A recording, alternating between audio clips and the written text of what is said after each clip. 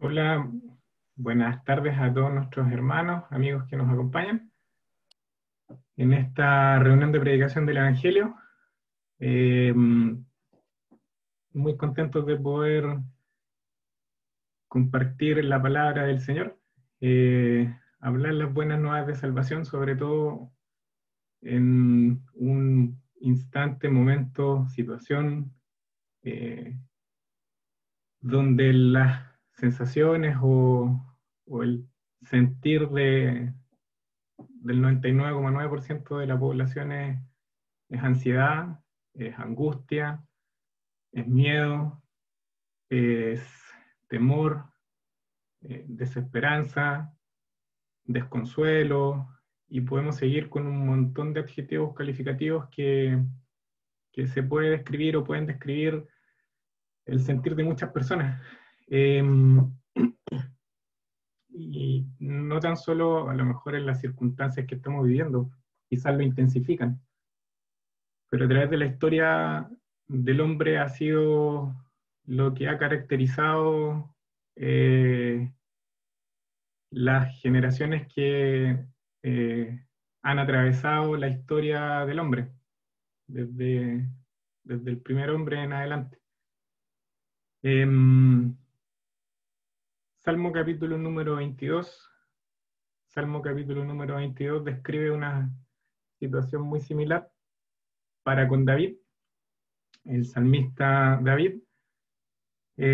Quizás para el mundo cristiano el salmo es bastante conocido, se pudiese conocer como un salmo mesiánico porque hay 4 versículos que el Señor usa y cita en el Nuevo Testamento, pero, pero en el contexto inmediato tiene total y absoluto sentido y cumplimiento para la persona que lo está viviendo, propiamente tal, que en este caso es David. Y, y lo que él va describiendo a través del capítulo es angustia. Está describiendo su sentir. Es un sentir de angustia que culmina con una alabanza. Quiero que leamos el versículo número 1 del Salmo 22. Dice: Dios mío, ¿por qué me has desamparado? ¿Por qué estás tan lejos de mi salvación y de las palabras de mi clamor? Hasta aquí vamos a leer en esta tarde. Como decía, eh, en una oración por parte de David de profunda angustia, de un pesar grande por las circunstancias de la vida que estaba viviendo, él revela eh, sus dolores más intensos eh, y sus angustias más profundas. Los salmos se caracterizan por eso, porque revelan y expresan el sentir de la persona, no es algo que sea etéreo, no es algo que sea eh, expresiones, por decirlo de alguna forma, intelectuales del razonamiento, sino que son expresiones muchas veces espontáneas de lo que está y abunda en el corazón. Y en el corazón de David había dolor, había angustia, y clama a Dios y ora a Dios en una expresión muy personal, y se siente total y absolutamente desamparado. Y, y no tiene que ver con que su angustia o lo que esté buscando es por qué no le responde. ¿Por qué no le responde a su plegaria? ¿Por qué no le responde a su oración? Eh, Sino que lo que está lamentando y el profundo dolor que está sintiendo y lo que está expresando es precisamente lo que describe el versículo, que es un desamparo o se siente abandonado. Es lo que siente David, siente abandono, está sufriendo. Y muchas veces las personas no, y muchas veces nosotros no le encontramos ningún sentido al dolor, y nos preguntamos dónde está Dios y nos preguntamos por qué permite que vivamos lo que vivimos y preguntamos por qué permite que se vivan este tipo de circunstancias como las actuales. Y entramos en eso, en un dolor, en un intenso dolor, en una angustia profunda, en una desesperación, a veces por nosotros mismos y otras veces por el entorno que no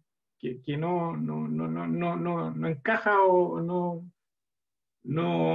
nos ayuda a encontrar paz y armonía. Y creo que no puede existir un dolor más intenso y no puede existir una agonía más profunda que el abandono. El abandono en una relación profunda de amor. En este caso, David clama a Dios y probablemente lo que está sintiendo muy profundamente y en lo más íntimo de su corazón es el abandono y es ese dolor y esa angustia de alguien que no está acompañándote o de alguien que te ha abandonado, que amas por encima de cualquier cosa. Para él es un abandono aparente. Y cuando nosotros, por un lado, como dijimos, vemos esta angustia o esta desesperación de un hombre así como tú, así como yo, una mujer sujeta a las mismas sensaciones, a los mismos sentimientos, a los mismos pensamientos, a las mismas situaciones. Vivir el abandono o sentir el abandono o la agonía de esa relación, de ese amor tan profundo que tú sientes, cualquiera sea la situación o la vivencia que tú estás experimentando, a la persona, humanamente hablando, que tú más profundamente amas, cuando está ese abandono, la angustia y la desesperación y la frustración a veces es desesperanzadora y es intensa. Cuando nosotros tomamos este versículo y nos vamos al Nuevo Testamento y vemos que el Señor Jesucristo ocupa estas expresiones, ocupa este versículo en el libro de Mateo, el capítulo número 27, versículo número 46, estando en la cruz. Lo describe también el Evangelio de Marcos, el capítulo número 15, versículo número 34. Dios mío, dice el Señor, ¿por qué me has desamparado? Dios mío, ¿por qué me has desamparado? Y esto que vemos en la cruz, que vemos al Señor Jesucristo en ese momento ya final, viene ya con una serie de evidencias, de experiencias que el Señor ha estado viviendo muy intensamente, incluso antes de estar en la cruz. El Señor está conmovido en lo más profundo de su ser. David estaba conmovido en lo más profundo de su ser, sufriendo. El Señor estaba conmovido en lo más profundo de su ser, sufriendo. El suplicio, la angustia y la agonía de lo que había de venir, previo a la cruz. Marcos capítulo número 14, versículos 33 y 34, expresan qué es lo que estaba sintiendo el Señor. Dice que comenzó a sentir temor y tristeza. Y la NTV lo traduce así, que está en la angustia que me invade, que me siento morir. Está en la angustia que me invade, dice el Señor, que me siento morir. Lucas capítulo número 22, versículo 44, nos presenta a Jesús en un estado de suprema agonía. Lucas 22, 44, el Señor estaba en agonía, previo a la cruz. Y más intensamente también podemos ver que los evangelios de Mateo, Marcos, Lucas muestran al Señor, orando al Señor, pidiendo al Señor, que si no había otra manera, si no había otra forma, si no existía otra manera alternativa, un plan B, de evitar lo que estaba a punto de ocurrir. Marcos 14:36 dice y expresa de la siguiente forma: Abba Padre, todo es posible para ti, no me hagas beber este trago amargo, pero no sea lo que yo quiero, sino lo que quieres tú. Por lo tanto, el camino ya venía de cierta forma pavimentado, y el dolor y la angustia, y el pesar y la agonía venía desde atrás, desde los momentos previos a la cruz. Y toda esta intensidad del sentir de lo que estaba viviendo el corazón del Señor Jesucristo se ve expresado en aquella exclamación final en la cruz: Dios mío, ¿por qué me has desamparado?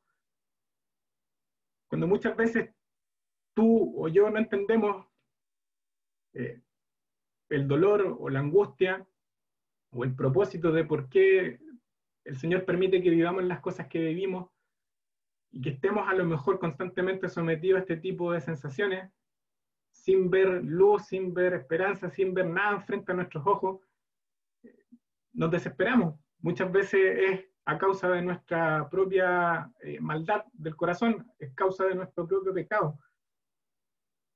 Otras veces para el creyente tiene que ver a lo mejor con pruebas. Pero el corazón del hombre está angustiado, el corazón del hombre está desesperado, está necesitado, y hay una necesidad espiritual que el hombre muchas veces no quiere reconocer y que de una u otra forma se va a exteriorizar. Pero tiene un propósito, tiene un único propósito: el dolor, el sufrimiento y la angustia. Y el dolor, el sufrimiento y la angustia que el Señor Jesucristo vive previo a la cruz y estando en la cruz, también tiene un propósito. Clama, dice: Dios mío, ¿por qué me has abandonado? ¿Por qué me has desamparado? Y a lo mejor para que podamos quizás entender la intensidad de lo que está expresando el Señor, nuestras dolores o angustias, como dije al principio, en cuanto a lo mejor a vivir una pérdida de un amor muy profundo, muy intenso, vivir un abandono de esas características en las distintas formas en que se puede expresar, en las distintas vivencias y experiencias de cada uno, padres, hijos, esposo, esposa, todas las relaciones más íntimas que puedan expresar, se van construyendo a través del tiempo. Y quizás la intensidad con la que el Señor está viviendo la angustia y el pesar y la agonía que está viviendo, los evangelios también nos van describiendo, y podemos quizás entender limitadamente lo que significa para el Señor expresar lo que está expresando, lo que está diciendo. Para poder entender de alguna forma el sufrimiento del Señor, para poder entender su agonía, Juan en el capítulo número 1, versículo 18, dice y nos muestra que el Señor está en una íntima relación con el Padre. El Dios Trino está obrando. El Dios Trino obra desde la creación, desde el principio. Hay una relación muy estrecha y muy íntima entre Dios y el Hijo. Una relación de amor absolutamente entrañable e íntima entre la Trinidad, el Dios Santo, el Espíritu Santo, el Señor Jesucristo. El Señor Jesucristo, que es el que muestra, que es el unigénito del Padre, que da a conocer al Dios vivo y verdadero.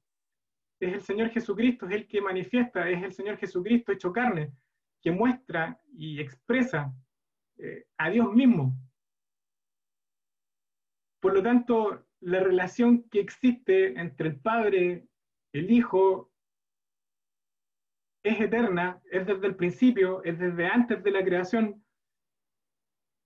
Por lo tanto, la agonía, el dolor, el sufrimiento que el Señor está sufriendo y está viviendo en ese momento es absolutamente inconmensurable, no tiene ningún precedente, ninguna comparación en cuanto a lo que nosotros podamos sufrir humanamente hablando.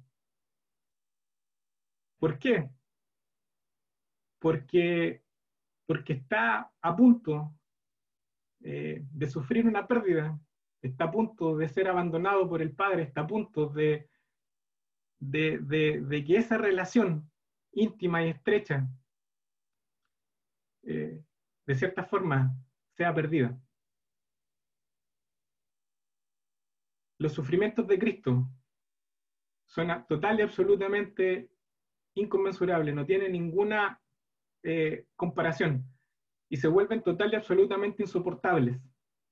Los sufrimientos del Señor se vuelven total y absolutamente insoportables. William Lane, que es un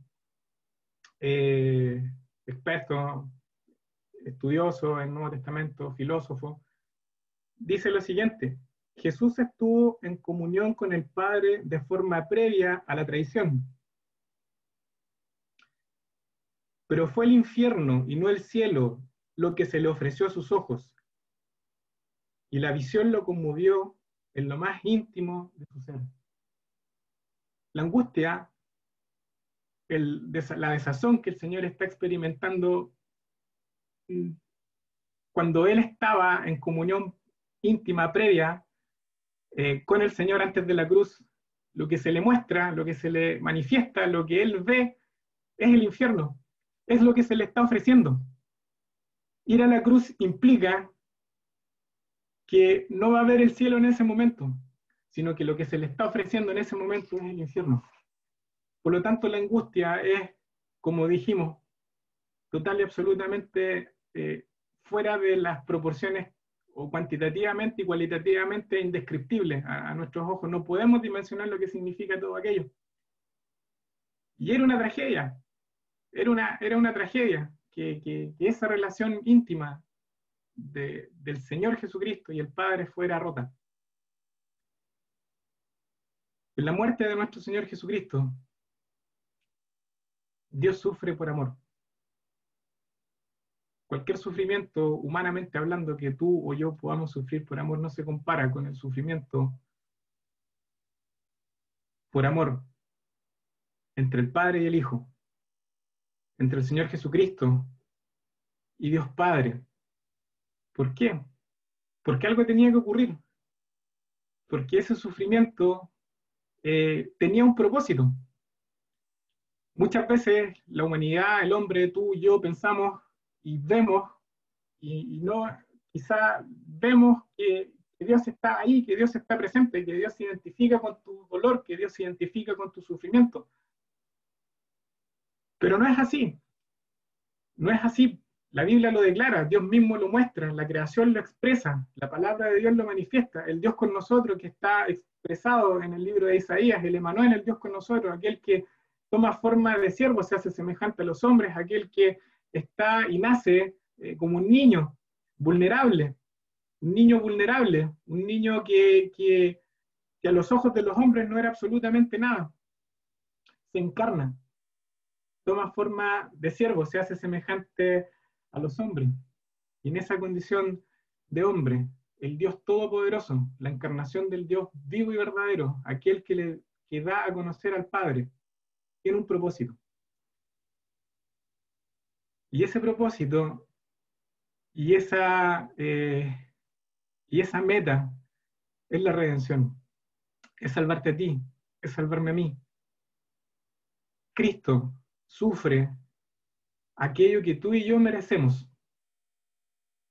El desamparo de Dios, la expresión del Señor Jesucristo, de cuando dice y habla, Dios mío, ¿por qué me has desamparado? Tiene que ver contigo y tiene que ver conmigo. Él está cargando en ese momento, Él está sufriendo en ese momento el desamparo de Dios, el abandono de Dios, para poder ampararte a ti, por amor a ti, para poder ampararme a mí, por amor a mí, expresando y mostrando que Dios es justo. Dios es justo, en su justicia no puede haber pecado frente a su presencia. La relación entre el hombre y Dios estaba total y absolutamente rota y quebrada por causa del pecado, destinada a sufrir el infierno. Y la angustia es porque precisamente el Señor sufre el infierno que tú y yo merecemos, en total desesperanza, en total desesperación, en total angustia, en total abandono. sufre el infierno. El infierno no tiene que ver, lo hemos dicho, quizás muchas veces con algún sufrimiento más, y esa caricaturización que nosotros vemos del infierno como algo que evidentemente es un dolor físico, pero hay un dolor intenso del alma. El pecado se intensifica, la angustia, la desazón, el desconsuelo, el miedo, el temor, la soledad. Estando rodeado de gente, muchas veces te puedes sentir total y absolutamente solo y abandonado. Y el infierno es soledad. El infierno es abandono. El infierno es el pecado no perdonado, los pecados del corazón, ira, enojo, envidia, celo. Todas aquellas cosas que destruyen el alma se ven claramente intensificadas en el infierno por toda la eternidad. Cristo se encarna, Cristo se humana, por amor a ti, por amor a mí, y sufre el infierno que tú y yo merecemos en la cruz de Cristo. Dios se toma tan en serio nuestro sufrimiento, Dios se toma tan en serio y se identifica de tal forma con nuestro sufrimiento que estuvo dispuesto a sufrirlo y vivirlo en carne propia, en la cruz del Calvario, al dar su vida en rescate por ti y por mí, al morir por tus pecados, por mis pecados. Y es una tremenda noticia, y es un tremendo alivio, y es de tremendo consuelo para ti y para mí, para todos aquellos que abrazan a Cristo como su Salvador. Pero es necesario también que junto a la cruz podamos ver y podamos vivir y podamos experimentar la esperanza. En la encarnación de Cristo, en la cruz de Cristo, podemos ver consuelo, total y absoluto consuelo, de que el Hijo de Dios se identifica contigo y conmigo, y que sufre aquello que tú y yo merecemos por amor a ti y a mí. Pero en la resurrección nosotros vemos y vivimos y expresamos y experimentamos esperanza. En la resurrección nosotros vemos la esperanza, vivimos la esperanza. Si en el desespero, en el desconsuelo y en la desolación de la soledad nosotros vemos que algo que amamos nos ha sido arrebatado y nos ha sido quitado, en la resurrección nosotros vemos, en la resurrección de Cristo, nosotros vemos que aquello que fue arrebatado, que aquello que fue quitado, está ahí nuevamente para ti, que está nuevamente para mí. Aquello que tú dabas por perdido cuando vuelve, aquello que tú dabas por perdido cuando lo pierdes, ese amor que tú dabas por perdido cuando tú lo recuperas, el gozo, la felicidad, la alegría que te embarga es absolutamente descomunal. No hay comparación, no hay palabras que puedan describir esta sensación. María Magdalena, cuando el Señor Jesucristo muere, está totalmente desconsolada, está totalmente desamparada. El amor por su Señor, el amor por el Salvador, al verlo crucificado, al verlo morir, al verlo sepultado, sufre un desconsuelo total. Pero cuando se le aparece, después de que el Señor resucita, el gozo de María Magdalena es abrumador. Ese gozo no tiene comparación cuando tú recuperas aquello que habías perdido. Imagínate el gozo del Padre con el Hijo. Imagínate el gozo considerando la eterna comunión que tiene Dios Padre con el Dios Hijo desde la eternidad. En ese instante, siendo separado por causa de tu pecado y de mi pecado, Cristo muere para la gloria de Dios. Cuando el Señor Jesucristo resucita, eso que había sido perdido ha sido recuperado. Imagínate el gozo, imagínate la alegría, imagínate la dicha, imagínate lo incomparable de que significa ese tesoro precioso, ese regalo precioso que es la salvación.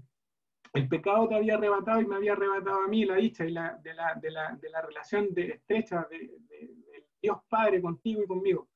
Pero gracias a la obra de Cristo en la cruz del Calvario, esa tristeza, ese dolor, esa angustia por causa del pecado, que David lo vive en ese primer versículo que está describiendo en el versículo 22, Cristo lo hace absolutamente pleno y lo hace total y absolutamente hermoso y bello Y las angustias y los dolores y los sufrimientos en retrospectiva hacia atrás no son nada comparado con lo que significa el gozo del pecado perdonado, con lo que significa el gozo de una relación que estaba rota, ha sido reconciliada. La encarnación y la cruz, como dije, nos da consuelo, y la resurrección de Cristo nos da esperanza. Y es tremendo que las palabras que el Señor expresa y que David expresa de posesión, Dios mío, habla y nos muestra que incluso en ese momento de angustia tan intenso, el lenguaje, el lenguaje de David, por un lado, y el lenguaje del Señor, por otro lado, nos habla de una intimidad y una relación total y absolutamente real con el Padre. Dios mío, intimidad, relación, a pesar de que estaba a punto de vivir una separación por causa del pecado. El Señor Jesucristo muere por ti y por mí. Y esa expresión de angustia se convierte posteriormente en una expresión de gozo y de alegría. El Señor dice en la Biblia también que tenía el gozo puesto delante de él, que estaba el gozo puesto delante de él. El grano de trigo tiene que caer a tierra y morir para llevar fruto. Y hay gozo en el cielo por un pecador que se arrepiente. Hay gozo en el cielo por un pecador que se arrepiente. Hay gozo en el cielo por una persona que se humilla delante del Señor y cree en Cristo como su Señor y Salvador. Que tú y yo podamos postrarnos delante del Señor, que tú y yo podamos ir en un grito de angustia, desesperado, de exclamación, Dios mío, ¿por qué me has desamparado? Para poder nosotros ver cómo el Señor, a través de la obra de Cristo en la cruz del Calvario, perdona nuestros pecados, nos salva del juicio, de la condenación eterna, nos salva del infierno, aquello que tú y yo merecemos por causa de nuestro pecado, y en lugar de eso nos da comunión con el Padre por toda la eternidad, estar en su presencia y disfrutar de su amor por toda la eternidad, estar delante de Él y ver también a hermanos y hermanas, familias, amigos muy amados que por ese motivo a través de la vida uno los ha ido perdiendo, ya sea porque han pasado la eternidad en la muerte, muchas almas hoy día, sobre todo en ese desespero y a lo mejor desconsuelo con el tema de la pandemia, de no siquiera poder velar a tus seres queridos. Creyendo en Cristo está la esperanza y ese gozo de que lo que perdiste lo vas a recuperar. Ese gozo de la relación perdida con Dios por causa del pecado ha sido recuperada por la obra de Cristo en la cruz del Calvario. Ese gozo es indescriptible. Que el Señor bendiga su palabra en esta noche y que creas y recibas al Señor Jesús como tu Salvador, y que el sufrimiento y la angustia y la desdicha que puedes estar viviendo en este momento cobre sentido y sea total y absolutamente pasajero a la luz de la eternidad, del gozo eterno, donde no habrá más llanto, donde no habrá más tristeza, donde el Señor enjugará la lágrima de todos nosotros, porque Él ya pagó el precio, por amor a ti y por amor a mí. Que el Señor bendiga su palabra en esta tarde. Muchas gracias, hermano Erwin, por este mensaje, un precioso mensaje. Vamos a darle el pase ahora a nuestro hermano Luis. Ahí está Luis, adelante. Buenas tardes, hermanos. Les quiero invitar a que abramos nuestras Biblias en el Evangelio según Mateo. El Evangelio según Mateo, el capítulo 14.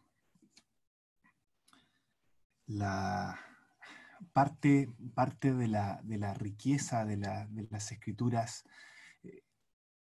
que el Señor nos ha dejado radica no solamente en el contenido escrito que ellas traen, sino sobre todo en los evangelios, ciertas imágenes históricas, pero que evocan o que apuntan y hacen eco en nuestra experiencia y nos hacen vernos ahí presentes. Y la que quiero compartir con ustedes en esta tarde es una de ellas. Es una imagen, una escena que a lo largo de la historia del cristianismo ha resonado tan profundo y tan bien con lo que es tu condición y quizás la mía, por supuesto la mía, que ha llevado a muchas personas a identificarse y por lo mismo les ha ayudado a acudir a Cristo como Salvador. Quiero que leamos entonces en el Evangelio según Mateo, el capítulo 14, y vamos a comenzar la lectura en el versículo 22. Mateo capítulo 14, versículo 22. Dice así la palabra del Señor. Enseguida Jesús hizo a sus discípulos entrar en la barca e ir delante de él a la otra ribera, entre tanto que él despedía a la multitud. Despedida a la multitud, subió al monte a orar aparte, y cuando llegó la noche estaba allí solo. Y ya la barca estaba en medio del mar, azotada por las olas, porque el viento era contrario. Mas a la cuarta vigilia de la noche, Jesús vino a ellos andando sobre el mar, y los discípulos, viéndole andar sobre el mar, se turbaron, diciendo: un fantasma, y dieron voces de miedo. Pero enseguida Jesús les habló diciendo: tened ánimo, yo soy, no temáis. Entonces le respondió Pedro y dijo, y esta es la imagen, aquí parte esta escena: Señor, si eres tú, manda que yo vaya a ti sobre las aguas. Y él dijo, ven. Y descendiendo Pedro de la barca, andaba sobre las aguas para ir a Jesús. Pero al ver el fuerte viento, tuvo miedo, y comenzando a hundirse, dio voces, diciendo, Señor, sálvame. Al momento Jesús extendiendo la mano, asió de él y le dijo, hombre de poca fe, ¿por qué dudaste? Y cuando ellos subieron en la barca, se calmó el viento. Entonces los que estaban en la barca vinieron y le adoraron diciendo, verdaderamente eres hijo de Dios. Hasta aquí la lectura. Y entonces la escena que quiero que podamos ver y detenernos a examinar en estos minutos que tenemos por delante, es una escena muy puntual. Es esta escena de Pedro hundiéndose, clamando y recibiendo salvación por parte de Jesús. Tres cosas a la luz de esta escena puntual. La primera es, por supuesto, la realidad de Pedro. Dice el versículo 30 que Pedro comenzó a hundirse, y comenzando a hundirse, Pedro está hundiéndose en un mar tormentoso, en un mar embravecido, en un mar que está fuera de control. Y creo que cualquiera de nosotros, al imaginarse en ese ambiente, siente la angustia y puede sentir el temor que quizás Pedro seguramente sintió en ese momento, pero hay ciertos elementos que si entendemos y conocemos mejor, acentuarán aún más la sensación y la angustia de Pedro en ese momento. No tenemos que olvidar que Pedro es un hombre judío, es cierto, es un pescador, pero sigue siendo un pescador profundamente judío. Y en la mente judía, en la mente hebrea, una tormenta no era cualquier cosa. Una tormenta era algo más que un simple fenómeno natural.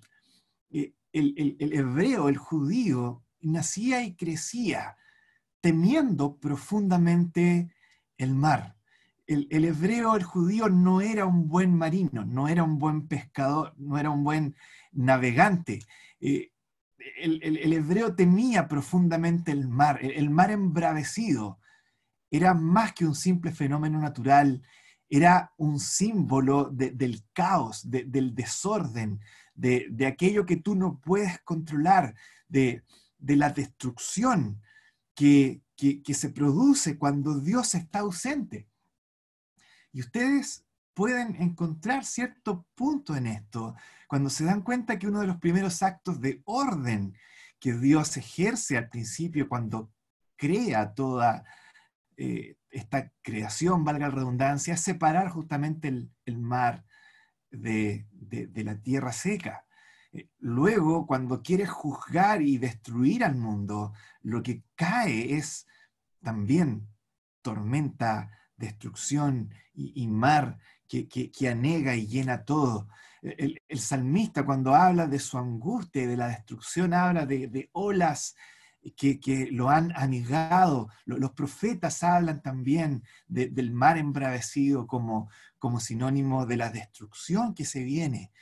Finalmente, el Apocalipsis nos muestra un cielo nuevo y una tierra nueva y nos dice que no habrá ahí más mar, probablemente aludiendo al orden y la ausencia del caos que reinarán en el cielo nuevo y la tierra nueva.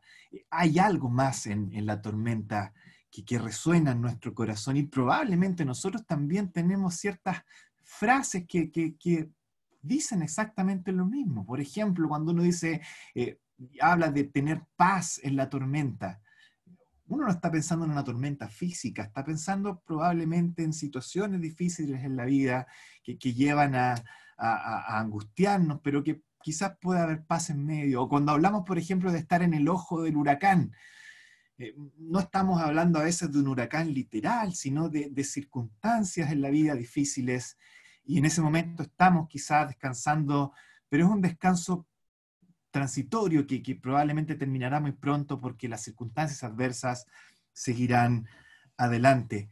Estimado, estimada, lo que nos muestra en primer lugar esta escena es que tú estás en estos momentos en el ojo de un huracán. Tu vida en estos momentos se encuentra en el ojo de un huracán. Quizás puedas sentir de repente parte de los vientos huracanados cuando tu vida no marcha como tú quisieras que marchara. Quizás a veces todo marcha tan bien que te sientes tranquilo, tranquila en medio de tus circunstancias actuales. Todo está tan bien, todo es un sueño. ¿Cómo me hablas tú de que estoy en medio de una vida que es tormentosa? Estás en el ojo de un huracán mucho más terrible que el huracán y la tormenta física que pudieras experimentar en este mundo. Estimado, estimada, tú eres un súbdito rebelde en medio del reino soberano del Dios creador del universo. Eres un súbdito rebelde en medio del reino del soberano del universo, buscando establecer tu propio reino, hacer las cosas a tu manera, pretendiendo llevar a cabo los deseos de tu corazón, pero en terreno ajeno, en el terreno que gobierna otro rey. Y estás destinado por lo mismo, de manera muy obvia, a ser expulsado de ese terreno, a ser expulsado de ese lugar. ¿Y sabes cuál es el único lugar fuera de ese reino? El infierno. El infierno. Estás en el ojo de un huracán. Eres un súbdito rebelde, ocupando terreno que no te corresponde. Está estableciendo tu propio dominio, haciendo lo que tu corazón le apetece en un lugar que no es tuyo, que es terreno gobernado por Dios, por el soberano del universo, y mereces ser desterrado eternamente en el infierno. Esa es la tormenta que se te viene, condenación. Y no es una muy buena noticia. Te estás hundiendo, al igual que Pedro te estás hundiendo, y necesitas salvación. Eso es lo primero que nos muestra esta escena. Pedro comenzando a hundirse, nos habla de tu vida, que también está en proceso de hundirse. Pero hay algo más en esta escena. Fíjense lo que nos dice a continuación el versículo 31. Al momento nos dice Jesús, y hace presencia a alguien extraordinario llamado Jesús. Dice Jesús extendiendo la mano, asió de él. Hay alguien hundiéndose, pero hay otro que viene y toma su mano y lo sujeta y le salva. Y ese es precisamente el mensaje del Evangelio. Es por eso que esta escena es tan especial y nos muestra de una manera tan exquisita el mensaje del Evangelio. Hay alguien que puede tomar tu mano también, estimado, estimada, y asir de ti y salvarte de esta tormenta. Quizá de una manera un poquito distinta, eso sí. Si ustedes se fijan en esta escena, Pedro se está hundiendo, Jesús está sobre las aguas y de arriba le extiende su mano y lo toma y lo levanta y lo lleva a un lugar seguro. Imagina una escena similar, pero de la siguiente manera, un poco distinta. Tú estás ahí, te estás hundiendo, necesitas desesperadamente salvación, pides por perdón, por salvación, y de repente te empiezas a dar cuenta que el Jesús que está delante tuyo, lentamente comienza Él a hundirse bajo las aguas, mientras te mira, con esa mirada que es solo suya, que quizás te dice con su pura mirada, lo que yo hago ahora tú no lo entiendes, mas lo entenderás después. Te das cuenta que tú ya no te estás hundiendo, pero Él se está hundiendo bajo las aguas, bajo la tormenta.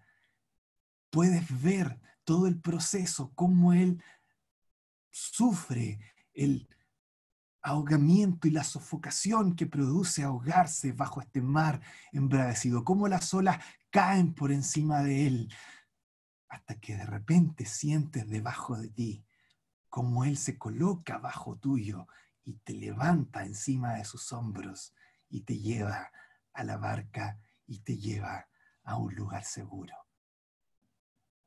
Piensa en esa escena y trasladémonos ahora a unos meses más adelante, a otro lugar, donde otro tipo de olas, donde otro tipo de tormenta se manifiesta, esta vez sobre el mismo Jesús que estaba caminando sobre las aguas, pero ahora está colgado en una cruz. Porque sabes, ahí, en esa cruz, colgado en esa cruz, es donde Él toma tu mano para salvarte de la tormenta que se cierne sobre tus espaldas, sobre tu vida. En esa cruz otro tipo de olas cayeron encima de Él, las olas que debieran haber caído encima tuyo, las olas de la condenación que tú mereces por ser un súbdito rebelde en este reino que no es tuyo. La condenación que tú deberías pagar eternamente en el infierno es sufrida en su totalidad por nuestro Señor Jesucristo. En el momento en el que Él sufre la cruz, en esas horas de tinieblas en la cruz, lo que Él está haciendo es tomar las olas de la ira de Dios que debieran caer sobre ti y las está haciendo caer sobre sus hombros para que tú no tengas que sufrirlo, para poder salvarte. Esa es la manera en la que Cristo toma tu mano para que puedas ser librado, para que no tengas que hundirte, para poder llevarte a salvo a la otra orilla, para poder llevarte a salvo a tierra seca, a una barca donde no te puedas hundir. Ese es el mensaje del Evangelio. te estás hundiendo, pero hay salvación para ti. Jesús, extraordinario. Él es el centro del Evangelio. Eso es lo segundo que nos muestra esta escena. Pero hay un tercer punto que también nos muestra esta escena y se encuentra justo entre medio de las dos frases que acabamos de ver en estos minutos. Dice que Pedro, en el versículo 30, al final, tuvo miedo, comenzó a hundirse, pero fíjense lo que viene inmediatamente a continuación. Se nos dice que dio voces diciendo, Señor, sálvame. Y eso es vital.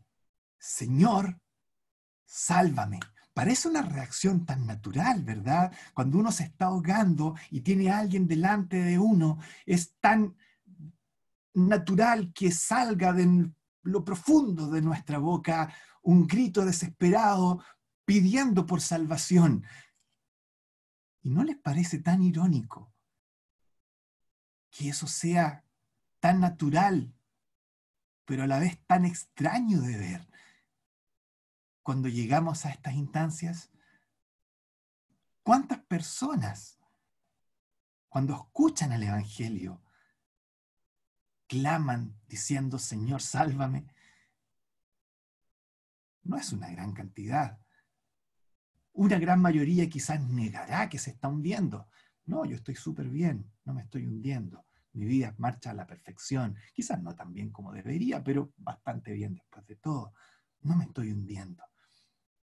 O por otro lado, hay personas que dirán, sí, sabes, me estoy hundiendo. No soy una persona que pretenda ser perfecta ni muy buena. Soy, de hecho, bastante vividor, bastante malo, pero vivo con mis consecuencias y si tengo que sufrir un infierno, lo voy a sufrir como corresponda. Yo soy capaz de pagar por mis acciones. ¿No les suena extraño que siendo tan natural clamar por ayuda, el ser humano sea tan duro y rebelde que no lo haga? ¿No habla esto en contra de la condición de nuestro corazón?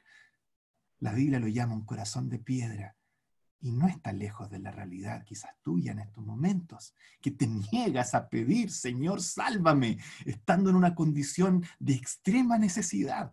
Corazones de piedra, corazones insensibles. El significado mismo de lo que es estar muerto, incapaz de reaccionar, incapaz de responder. Reacciona, ese es el llamado, reacciona. Di, Señor, sálvame. Eso es lo que tenemos que decir al final de esta reunión. Reacciona, te estás hundiendo. Deja de negar lo inevitable, de negar lo innegable. Depón tu actitud orgullosa de pretender irte eternamente a un infierno que ni siquiera entiendes lo terrible que es y lo eterno que es. El llamado a que pidas lo que pidió Pedro en esta escena, que hables quizás por primera vez en tu vida de verdad con Dios, reconozcas tu condición rebelde, pidas perdón y pidas que la obra que Cristo hizo en la cruz se aplique a tu propia vida para que así puedas ser salvo. Jesús anda sobre el mar. Las tormentas son terribles, pero hay uno que es soberano sobre la tormenta. Y ahí está, con sus brazos extendidos, ofreciendo salvación, mientras tú te estás hundiendo. Lo único que falta es que le digas, Señor, sálvame. Quiera el Señor que puedas pronunciar esas palabras en esta tarde y de esa manera ser salvo. Vamos a orar para pedirle al Señor que pueda mover tu corazón por salvación en esta tarde. Oraremos para terminar. Nuestro Padre Celestial, te rogamos que puedas obrar con poder que es tuyo, con poder que no es nuestro, con la convicción, con el convencimiento que no viene de nuestra capacidad natural, sino de tu espíritu. Que algún corazón pueda ser removido en esta tarde y clamar a ti por salvación. Te pedimos por cada una de estas personas que están escuchando, que depongan su rebeldía, que depongan su indiferencia, que depongan su orgullo y puedan clamar a ti por salvación. Dejamos esto en tus manos, porque tú eres poderoso, solo tú eres poderoso para tomar cadáveres y darles vida. Ese es el milagro que estamos pidiendo, y por lo tanto te lo pedimos a ti, porque solo tú eres un Dios de milagros. Quedamos en tus manos, esperanzados y seguros de que tú vas a hacer tu obra soberana.